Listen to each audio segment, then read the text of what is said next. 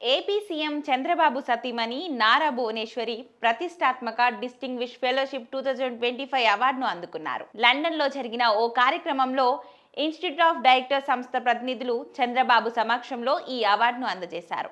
NTR trust managing ట్రస్టీగా చేస్తున్న ప్రజాసేవకు గుర్తింపుగా భువనేశ్వరికి ఈ అవార్డును అందజేశారు. ఇక కార్పొరేట్ గవర్నెన్స్ విభాగంలో హెరిటేజ్ ఫుడ్స్ కు గోల్డెన్ పికాక్ అవార్డు దక్కింది. సంస్థ పీసీఎండి హోదాలో భువనేశ్వరి ఈ అవార్డును స్వీకరించారు. ఈ సందర్భంగా నారా భువనేశ్వరి మాట్లాడుతూ ఎన్టీఆర్ ట్రస్ట్ నిర్వహిస్తున్న పలు సేవా కార్యక్రమాల గురించి వివరించారు. Sanjeevani free health clinic, mobile health camps, సురక్షితమైన తాగునీరు అందించే కార్యక్రమాలు నిర్వహిస్తున్నామని తెలిపారు. మహిళలు ఆర్థికంగా నిలదొక్కునేందుకు వొకేషనల్ కోర్సులలో శిక్షణ ఇవ్వడంతో పాటు వారి సామర్థ్యాలు పెంచేలా నైపుణ్య శిక్షణను అందిస్తున్నామని, మహిళా సాధికారత కోసం కృషి చేస్తున్నామని తెలిపారు.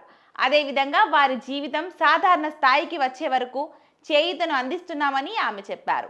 ఏపీ, తెలంగాణ సహా వివిధ రాష్ట్రాలలో ఎన్టీఆర్ ట్రస్ట్ ద్వారా ఆపన్నులకు సాయం అందిస్తున్నామని భువనేశ్వరి ఈ సందర్భంగా తెలిపారు. ప్రజల జీవన ప్రమాణాలు మెరుగుపరిచేందుకు సంబంధిత అంశాలలో సలహాలు అందిస్తున్నామని చెప్పారు. ఇక వ్యక్తిగత ఆరోగ్యం కాపాడుకునేలా వారికి ట్రస్ట్ తరపున విలువైన సూచనలు చేస్తున్నామని వివరించారు. సమాజంలో అందరికీ సమాన అవకాశాలు లభించాలన్నదే ఎన్టీఆర్ ట్రస్ట్ ఆశయమని భువనేశ్వరి అన్నారు.